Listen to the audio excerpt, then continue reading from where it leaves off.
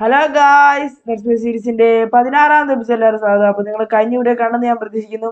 അപ്പം ഇന്നത്തെ വീഡിയോ എന്ന് വെച്ചാൽ നമ്മൾ ഒരു സ്മെൽട്ടർ ഉണ്ടാക്കാൻ പോവാണ്. അതാണ് നമ്മുടെ ഇന്നത്തെ വീഡിയോ. അപ്പോൾ ഗായ്സ്, നമ്മൾ കഴിഞ്ഞ വീഡിയോ നമ്മുടെ കസ്റ്റം വില്ലേജ് എഴുതി വെച്ചിട്ടുണ്ടായിരുന്നു. ഞാനത് ഉണ്ടാക്കാൻ പോകുന്ന സ്പേസ് ഞാൻ കണ്ടുപിടിച്ച് വെച്ചിട്ടുണ്ട്. അത് നിങ്ങളെ ഞാൻ ഒന്ന് കാണിച്ചു തരാം.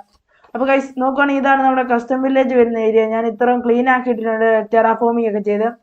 അപ്പം ഇത്ര ഞാൻ ക്ലീൻ ആക്കിയിട്ടുണ്ട്. പിന്നെ ഞാൻ കുറച്ച് മണ്ടലോട്ട് പോയി നോക്കുകയാണെങ്കിൽ അവിടെയും കൂടെ ഞാൻ ഒന്ന് സെറ്റാക്കി വെച്ചിട്ടുണ്ട്.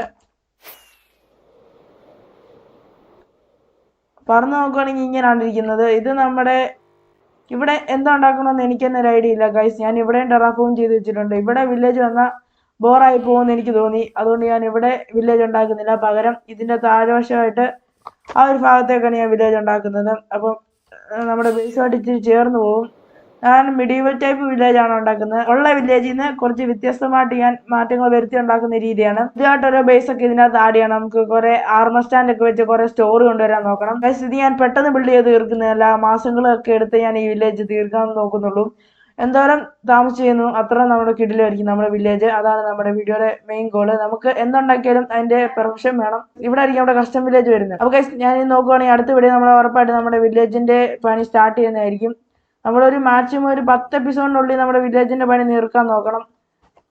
അപ്പോൾ നമ്മുടെ ഇന്നത്തെ പരിപാടി എന്ന് വെച്ചാൽ ഒരു സ്മെൽട്ടർ ഉണ്ടാക്കണം, സൂപ്പർ സ്മെൽട്ടർ. അതാണ് ഇന്നത്തെ നമ്മുടെ വീഡിയോയുടെ ഗോള്. അപ്പം അതുണ്ടാക്കാൻ നമുക്ക് നേരെ പോകാം. അപ്പോൾ നമ്മുടെ ട്രീ ഫാമിന്റെ തൊട്ട് ഇപ്പുറമായിട്ട് കുറച്ച് സ്പേസ് ഉണ്ട്. ഈ സ്പേസ് വെറുതെ കളയണ്ട എന്നുള്ള രീതിയിലാണ് ഞാൻ ഇവിടെ ഉണ്ടാക്കാൻ പോകുന്നത്. അപ്പം അതുപോലെ തന്നെ അതുണ്ടാക്കാനുള്ള റിസോഴ്സ് എല്ലാം ഞാൻ കളക്ട് ചെയ്ത് വെച്ചിട്ടുണ്ട്. ഇത്ര സാധനങ്ങൾ മതി ഗൈസ് ഇതുണ്ടാക്കാനുള്ള റിസോഴ്സസ്. അപ്പോൾ ഞാനിത് ടൈം ലാപ്സ് ഇടുന്നില്ല, പകരം ഞാനിത് വീഡിയോ ആയിട്ട് ഉണ്ടാക്കി കാണിക്കാം നിങ്ങൾക്ക് കൂടെ. അപ്പം ഇതുണ്ടാക്കുന്ന ട്യൂട്ടോറിയൽ നിങ്ങൾക്ക് വേണമെങ്കിൽ പതിപോലെ ഞാൻ ഇതിൻ്റെ ഡിസ്ക്രിപ്ഷൻ ബോക്സ് കൊടുത്തേക്കാം. അപ്പം നമുക്കിത് ഉണ്ടാക്കി തുടങ്ങാം. അപ്പോൾ ഗൈസ് ഇതിന് വേണ്ട റിസോഴ്സസ് ഒക്കെ നമ്മുടെ കയ്യിലോട്ട് എടുത്തേക്കാം.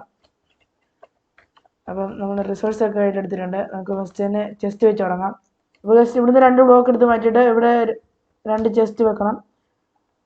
ഇതിന് എക്സ്പെൻസീവായിട്ട് 48 ഹോപ്പർ ഉണ്ട്, അതേ ഉള്ളൂ പ്രശ്നം. എന്നിട്ട് ഒരു ഹോപ്പർ ഇതിൻ്റെ മണ്ട വെച്ചിട്ട് നമുക്ക് ഇതേന്ന് 15 എണ്ണം പുറകിലോട്ട് പോകണം. 2 3 4 5 6 7 8 9 10 11 12 13 14 15 16 ഹോപ്പർ വെച്ചിട്ടുണ്ട്. അടുത്തെന്ന് വെച്ചാൽ നമ്മുടെ 16 ഫർണസ് ഇങ്ങോട്ട് എടുക്കുക.